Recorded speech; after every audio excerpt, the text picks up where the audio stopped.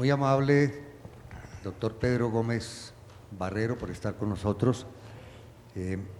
Los gerentes, los empresarios, los emprendedores están teniendo en el mundo un auge tan grande como el que pueden tener los artistas de cine o los futbolistas. ¿Por qué? Porque globalmente se admite que los que crean riqueza, los que dan empleo, son las personas que en cierta forma sostienen a la humanidad.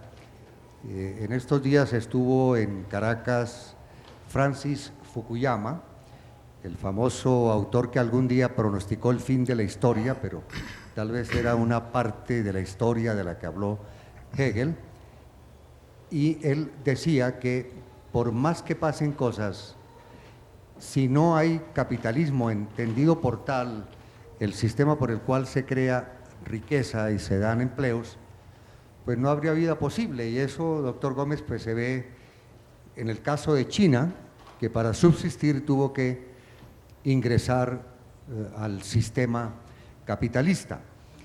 Esto no quiere decir que todo lo del capitalismo sea bueno, al contrario, hay excesos, desbordes, y curiosamente lo que a mí me llama la atención es cómo una persona como el doctor Gómez, a quien conocí en la oficina de enfrente, en la alcaldía mayor, cuando él era delegado del personero para la cuestión administrativa, y a mí me tocaba revisar los juicios penales, más que todo sobre delitos sexuales que ahora están tan de moda, y simplemente yo lo que tenía era que hacer que prescribieran, porque realmente los juicios estaban abandonados.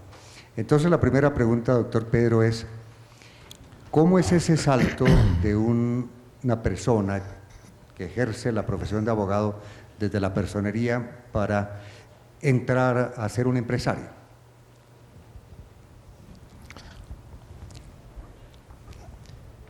Me perdonan, pero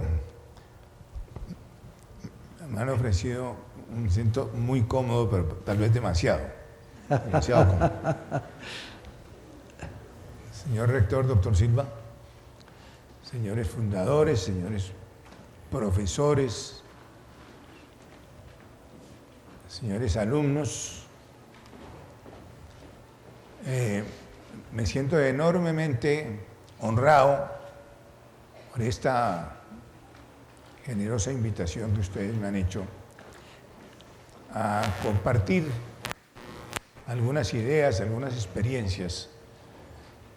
Y naturalmente mi mejor deseo consiste en que les pueda ser útiles, sobre todo para los alumnos que tienen por allá en la mitad del alma algo de empresarios y quieren prepararse para desempeñarse como tales. Digo todo esto porque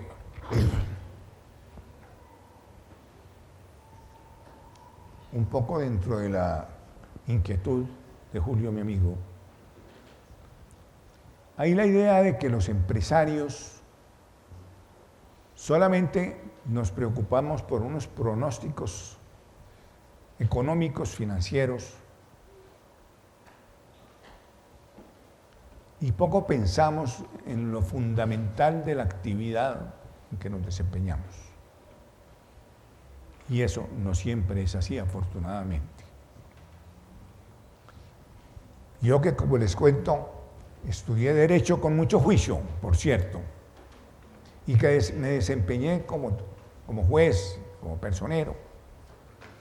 Pasé a continuación a una actividad empresarial.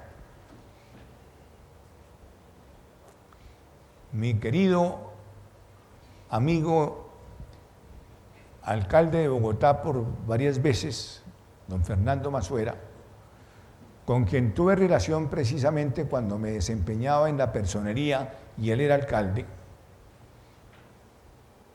quien además fue quien me invitó a proponer un estatuto de valorización y un estatuto de redesarrollo para la ciudad. Él, cuando dejó de ser alcalde, un tiempo después, y yo dejé de ser funcionario del distrito, me invitó a crear una empresa urbanizadora.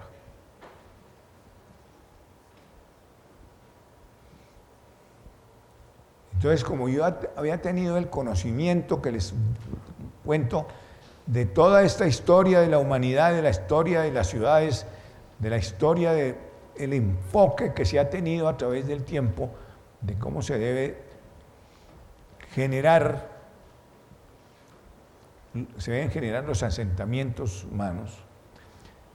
Yo digo, encontré que en la práctica de la vida valía la pena ver cómo se puede aplicar. Y por eso tomé con entusiasmo esta posibilidad. Pero no solo para producir unas casas, para producir unas urbanizaciones, unos loteos, que era el negocio de la época, sino para estudiar la ciudad y ver dónde deberían hacer esos asentamientos, esas urbanizaciones, cómo se debían desarrollar, con qué servicios y cómo se podía concebir en general ese negocio. Menciono esto porque, desde luego, cuando a ustedes, estimados amigos, les corresponda asumir las responsabilidades de generar una empresa o de manejarla posteriormente o de controlarla, van a encontrar que es fundamental adentrarse en el conocimiento de la actividad correspondiente para poder entender mejor lo que se debe hacer, hacia dónde se debe ir, cómo se puede aportar algún conocimiento adicional.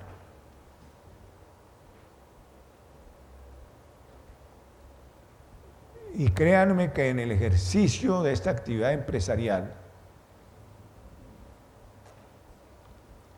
eso de aportar, de innovar, es algo, por una parte, es enormemente satisfactorio, pero por otra parte, sumamente rentable.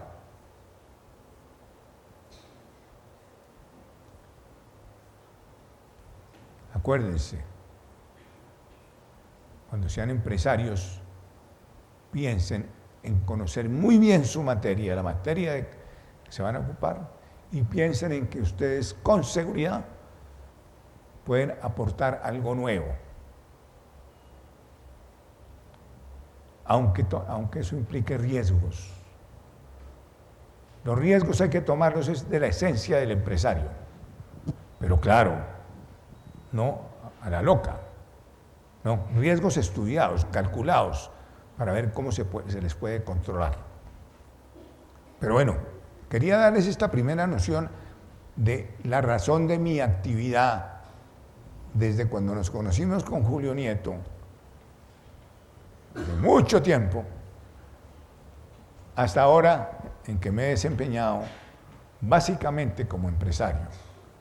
Pero desde luego que esa es una sola de las camisetas que he utilizado, porque afortunadamente la vida me ha permitido distraerme en otras cosas,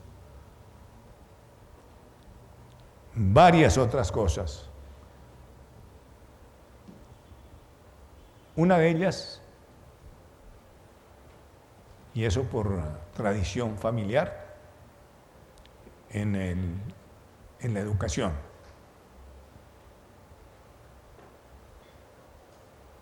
De una parte, tengo el inmenso honor de pertenecer a la dirección de 2 universidades. Soy miembro del Consejo Directivo de la Universidad de los Andes y soy miembro de la Conciliatura de la Universidad del Rosario. Pero además, como también lo conoce Julio, una fundación nuestra, la Fundación Compartir, se ocupa fundamentalmente de los temas educativos para la enseñanza básica, construyendo y poniendo en marcha colegios para contribuir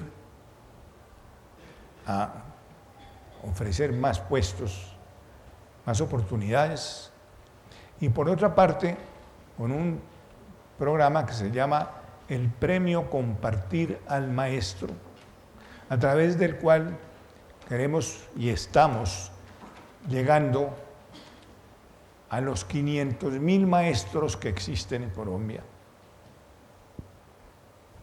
para buscar que cada día sean más profesionales, que hagan conciencia de la trascendencia de su misión como maestros, que piensen en que de ellos depende el futuro de Colombia, porque no hay ninguna duda de que el futuro de Colombia depende de la juventud que se está creando.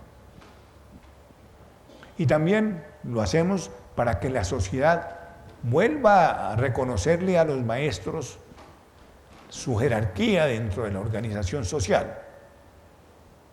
Porque hace unos años, unos tantos años, el maestro en las pequeñas poblaciones era el líder, disputándose el líder, no disputando, compartiendo el liderazgo con el cura y con el alcalde. Y en las grandes ciudades, los rectores de las universidades eran acatados. Ellos contribuían a la orientación del país de una manera sustantiva. El ejemplo de Monseñor Carrasquilla y luego de Monseñor Castro Silva en la rectoría de la Universidad de Rosario, a los cuales los gobiernos les consultaban la formación de sus gabinetes y la orientación general de sus gobiernos. ¿Por qué? Porque los maestros, o de la escuela pública más humilde, o de las universidades más prestigiosas, esos maestros tenían el respeto, se han hecho al respeto de la gente. Y por eso se les respetaba desde luego, pero se les daba apoyo. A los maestros hay que darles apoyo en las escuelas públicas, en la educación secundaria, en la educación superior. Tenemos que seguir dándole apoyo a los maestros. Es muy útil, doctor Pedro Gómez, pues, haber hecho esta introducción de tipo académico, humanístico sobre en dónde estamos. Y yo la quisiera complementar diciendo que en estos momentos en la Bienal de Arquitectura de Venecia, entre las 20 ciudades escogidas para analizar está Bogotá. Y está mucho de lo que usted hizo, pero además recordemos también que aquí vino Le Corbusier y vino el maestro Sert.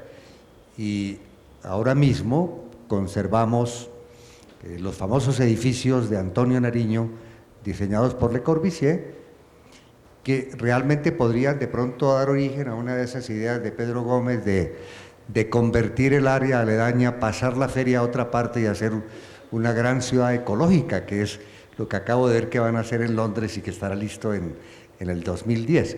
Pero eso será para después, porque también hay algo que me llama la atención y es que un denominado sitio virtual de la Internet que se llama Segunda Vida está creando la ciudad virtual, es decir, no existe, pero existe, y eso ya lleva 1 millón de espectadores diarios, de habitantes, como ellos lo llaman, así que la ciudad está por hacerse, doctor Gómez.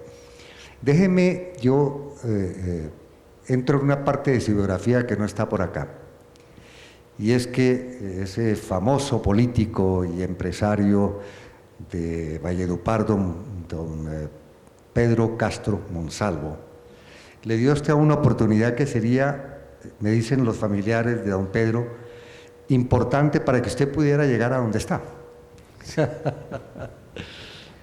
Esta es simplemente una anécdota, pero es curiosa y me parece pertinente, porque detrás de esa anécdota hay una enseñanza importante. Yo terminé mi bachillerato con muchas dificultades, porque mi familia tenía recursos demasiado escasos.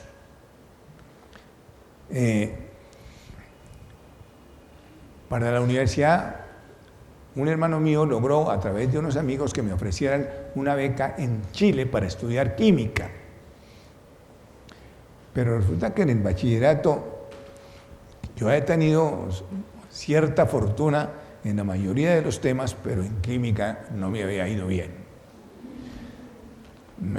Tuve que hacer un esfuerzo enorme para lograr el 3. Entonces le dije a mi hermano, no, me muero la pena, pero yo no me voy para Santiago de Chile a sufrir con este tema y hacerte quedar mal a ti. ¿Qué hacemos? Es que no tenemos, es una beca y no hay recursos para pagar una universidad. Intenta, si quieres, en la Universidad Nacional, en donde hay posibilidades de crear algo parecido a una beca. Pero yo quería estudiar Derecho, y quería estudiar Derecho en la Universidad de Rosario, porque allí habían estado gentes vinculadas a nuestra familia. Entonces, para lograrlo, necesitaba trabajar y estudiar. Pero la fortuna me hizo conocer a Elvirita. Elvirita era la secretaria de Pedro Castro Monsalvo. Pedro Castro Monsalvo era un vallenato, por cierto, como todos los vallenatos, muy alegre, muy querido, fiestero, pero era un hombre muy importante políticamente y con muchos conocimientos del país, y por eso lo nombraron ministro de Agricultura. Tenía su sede, pues, del ministerio en la calle 19 con la carrera 14. Y yo le dije a Elvirita,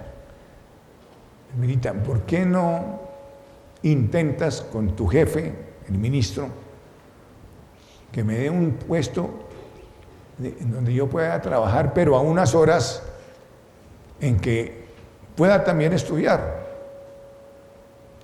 Muy generosamente el ministro me hizo ir a su despacho y me dijo, mire, ahí está la nómina, con el Elvirita miren a ver qué puesto le puede servir dentro de esas condiciones. Miramos y encontramos que, a pesar de que era no tan grande como hoy día, pero un ministerio grande, el único puesto que cuadraba en esas condiciones era el de celador nocturno del edificio. Le dije al ministro, este es mi puesto.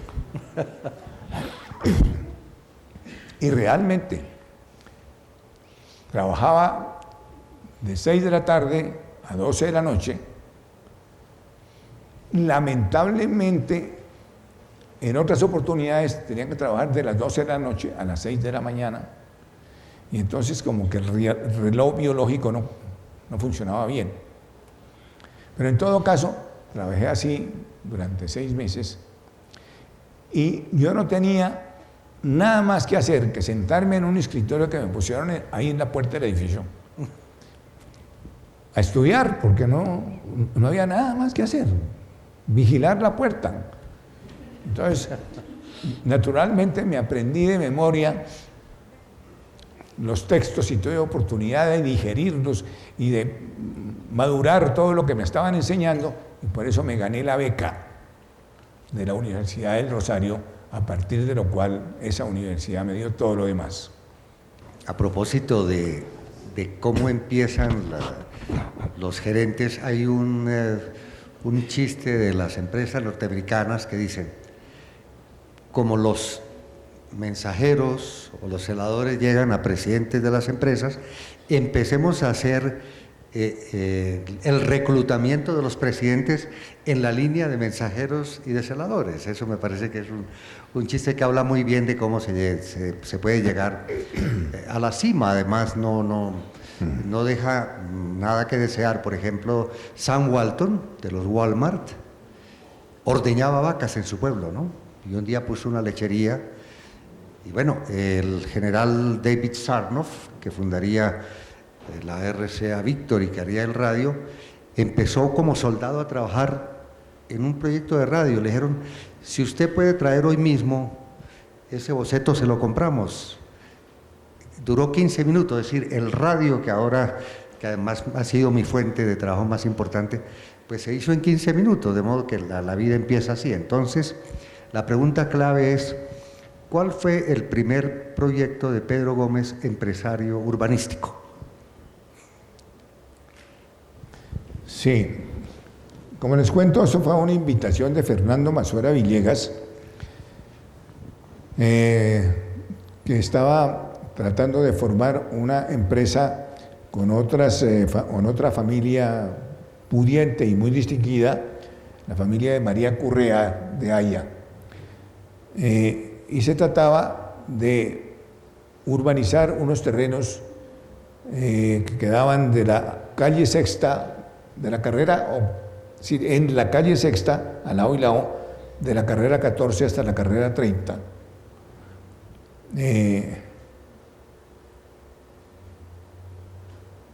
En un sector muy deteriorado, pero que tenía mucho poder económico porque era un sector de transportadores. Allí realmente hicimos una urbanización como todas las urbanizaciones de la época, que simplemente consistía en partir los terrenos y ponerle servicios, hacer las calles y hacer los alcantarillados y los acueductos y el teléfono y ta. Pero lo interesante es que hicimos una campaña entre los transportadores para motivarlos a hacer un barrio moderno.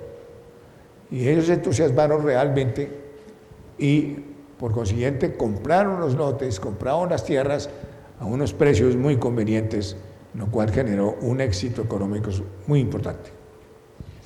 ¿En qué momento resuelve Pedro Gómez trabajar por sí mismo? Es decir, ¿cómo hace? Porque realmente tiene que haber una palanca y un capital semilla, un amigo que presta, un proyecto que viene. ¿Cómo fue eso, doctor Gómez?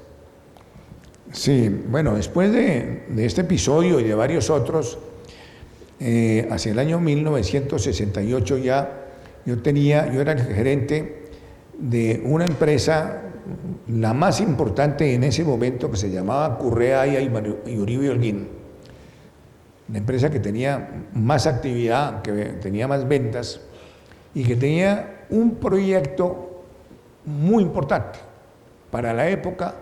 Era un proyecto enorme. La empresa había adquirido unos terrenos en donde se desarrollaban los talleres de los ferrocarriles nacionales, en la calle 24, arriba de la carrera 30, muy cerca de donde hoy es la clínica San Pedro Claver. Era un terreno importante, un terreno de unas 15 hectáreas en el físico centro de la ciudad. Entonces, como era un terreno tan importante, le dediqué tiempo, le motivé a los arquitectos para generar un proyecto de impacto y ciertamente se diseñó un proyecto para construir 1.400 departamentos. Naturalmente con unas probabilidades magníficas por el sitio y porque se trataba precisamente de ofrecer algo que entonces comenzaba apenas a ofrecerse, que era la vivienda totalmente construida. Porque hasta esas épocas se vendían los lotes, los terrenos, para que la gente, cada familia construyera su casa a su manera, naturalmente con unas dificultades enormes porque ninguno era constructor y con unos costos aún mayores porque todos los presupuestos se desfasaban. Allí se trataba de ofrecer vivienda completa con todos los servicios. Hicimos un proyecto realmente muy bonito. Hicimos los estudios financieros y la factibilidad era evidente, pero después de varios años de esos estudios, un día se lo presenté a la Junta Directiva, les impresionó muy bien, muy favorablemente, pero 1 o 2 días después, el líder de esa empresa, que era el doctor Juan Uribe Holguín, persona muy distinguida, muy importante, que a la vez era en ese momento presidente de Bavaria, me invitó a su casa para decirme: mire Pedro, Estamos muy agradecidos con usted por haber dedicado tanto esfuerzo a este proyecto y haber logrado una cosa tan importante. Pero un proyecto para construir 1.400 departamentos, eso no es para una persona de mi edad y de la edad de María Correa. Eso es un proyecto para gente joven. Para gente joven no solamente porque no alcanzaremos a verlo totalmente desarrollado, sino porque implica de todas maneras riesgos significativos que no se compadecen con nuestra edad. De manera que 1000 gracias por haber hecho ese proyecto, pero no lo vamos a hacer, no lo vamos a desarrollar. Esto, naturalmente, me cortó las alas, como diríamos. Me sentí decepcionado de que una empresa tan importante, que en ese momento era la más significativa, con un proyecto excepcionalmente positivo, no se diera, no lo quisiera desarrollar. Entonces tomé la determinación de retirarme. Pero no solo por eso, también porque coincidió una cierta necesidad mía de dedicarme un poco de tiempo a mí mismo, es decir, de trabajar, desde luego, pero dejando un cierto tiempo para hacer algo que no había hecho y que no he podido hacer, que es cultivarme un poco, dedicarme tiempo para leer, dedicarme tiempo para viajar, dedicarme tiempo para hacerme a los idiomas. Entonces me hice la determinación, renuncio a esto, formo una empresita muy pequeña, naturalmente me va a caer tiempo para mí. Y así realmente se produjo. Conformé una empresa con los ahorros que había logrado en mi tiempo de trabajo, ahorros que tenían algún significado porque estos señores amigos, Uribe Holguín y María Correa, habían sido muy generosos conmigo en la remuneración, me han permitido realmente acumular algo. Con esos ahorros arranqué con una empresa que comenzó por comprar unos terrenos en el sur de Bogotá, muy al sur, sobre la prolongación de la avenida Caracas con la calle 52 Sur, unos terrenos que nadie había querido comprar porque eran muy feos. Y bueno, don Pedro venía a ver cómo eran los centros comerciales, llamados ahora hipermercados, grandes superficies, y de ahí sale Unicentro, ¿es así? La idea de Unicentro sale de que estando reunidos con el Comité de Comercio, voy así a abreviar naturalmente, estando reunidos con el Comité de Comercio de Bogotá en algún cóctel, alguien surgió con la inquietud: ¿cuál es la razón para que Bogotá no tenga un centro comercial moderno tipo mall, cuando ya hay en Sudamérica algunos desarrollos de este tipo?